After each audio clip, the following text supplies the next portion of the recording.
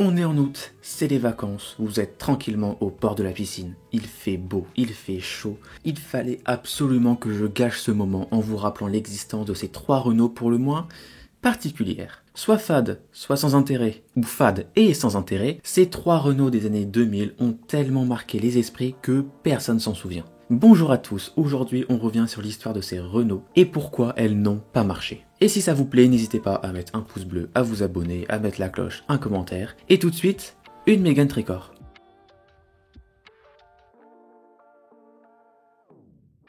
C'est à la fois une évidence, même en n'étant pas son portrait craché, mais l'affluence est étroitement dérivée de la Mégane, troisième du nom.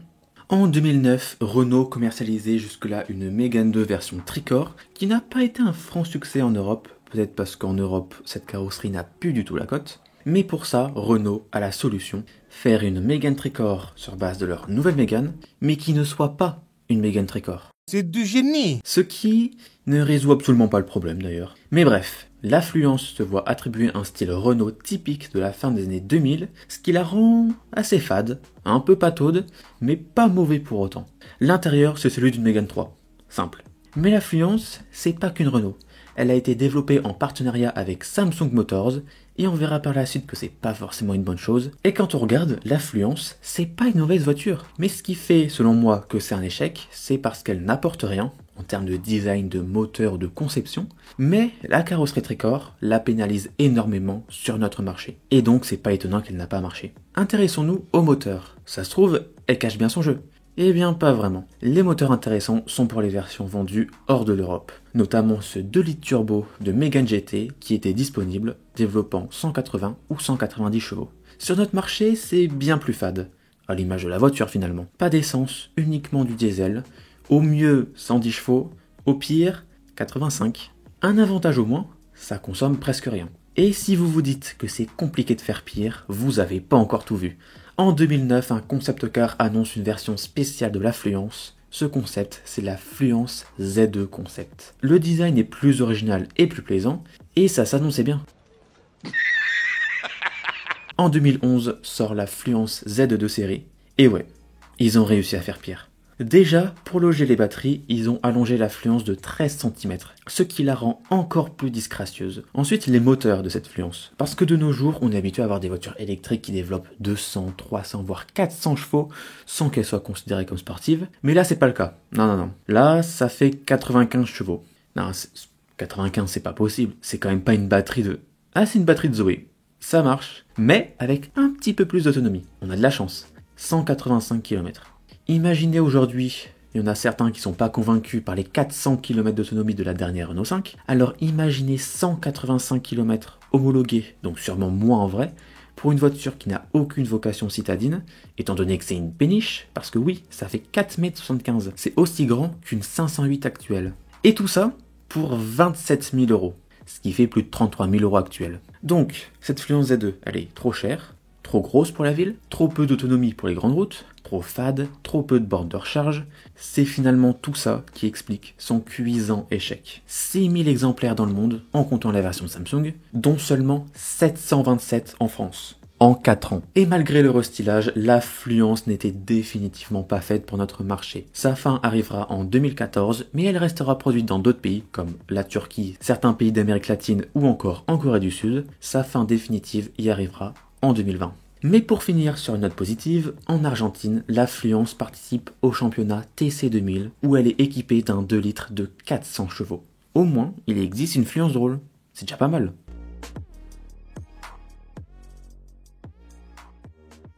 « 2008, l'heure est grave. Dans les bureaux de Renault, ils repensent aux échecs précédents.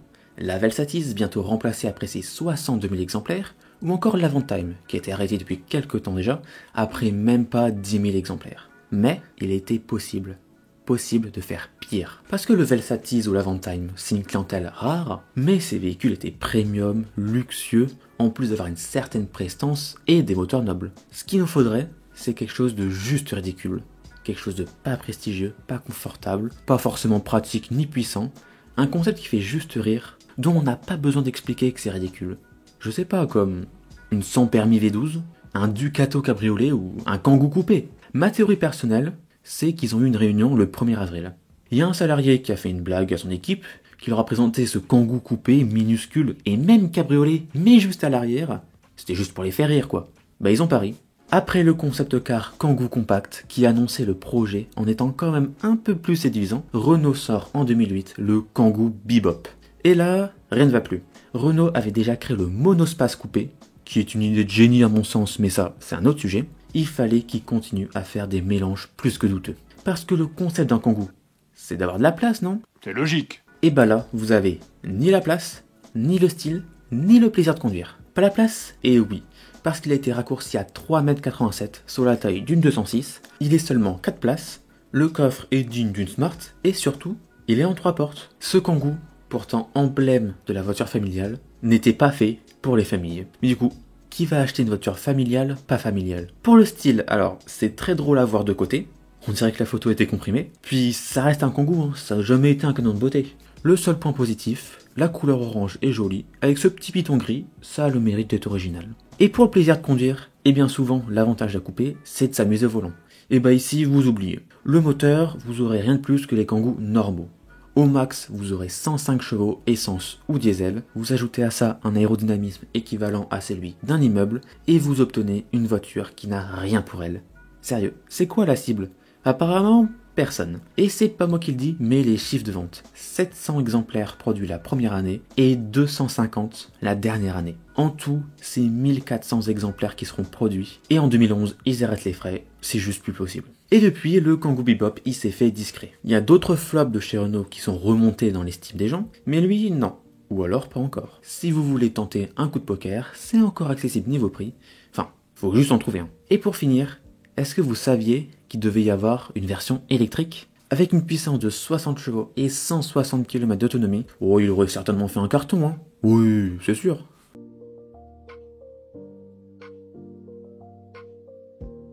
Ah, les grandes berlines Renault.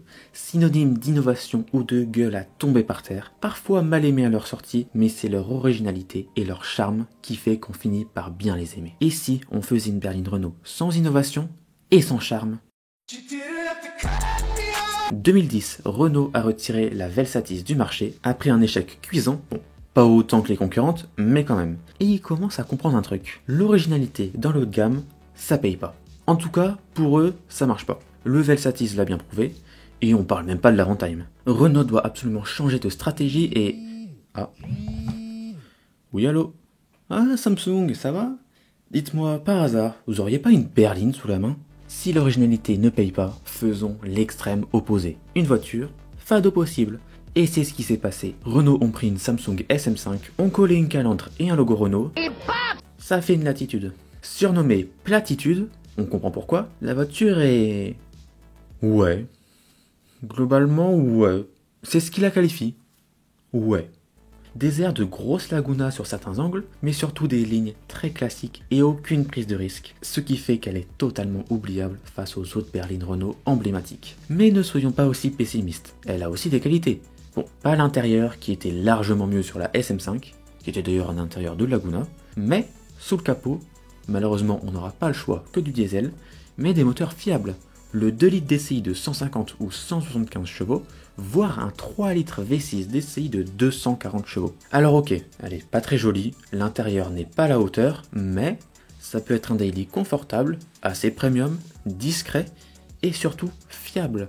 Ça donne quand même envie d'envisager la possibilité, non? Et surtout, ce qui fait que c'est pas si bête d'en acheter une, c'est son prix. Bah oui, vu que personne l'a acheté neuve, environ 15 000 exemplaires en Europe jusqu'en 2015, cette fois-ci ils ont réussi à faire pire que la concurrence, et que personne ne l'achète d'occasion, ça vaut plus rien. Si une voiture avec un peu de kilomètres ça vous fait pas peur, c'est possible d'en trouver à moins de 5 000 €. Aussi bien optionné, fiable et encore plutôt récent, ce sera compliqué de trouver mieux. Certes, elle donne pas spécialement envie, mais si vous cherchez quelque chose qui roule, de confortable et rien de plus, honnêtement, pourquoi pas. Et voilà, maintenant, vos vacances seront hantées par le souvenir de ces 3 Renault qui ont floppé sur notre marché. Maintenant, à vous de voir. Est-ce que vous préférez passer à côté, ou bien être avant-gardiste et en acheter une en espérant que ça devienne cool un jour? Ce que je garantis absolument pas. Voiture trop pragmatique ou Non, sérieux, je trouve comment un adjectif pour la décrire?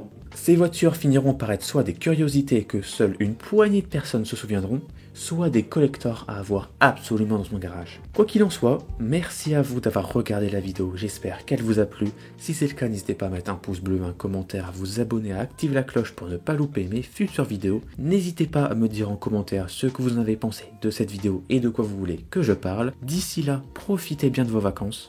À l'heure où je tourne ça, moi, j'y suis pas encore, et quand la vidéo sortira, elles seront déjà finies pour moi. Profitez du beau temps, en espérant qu'il y en ait, et qu'il n'y ait pas de canicule. De mon côté, je vais essayer de rendre cool une latitude. C'était Alpi, à plus. Et si je faisais une latitude, Bibo?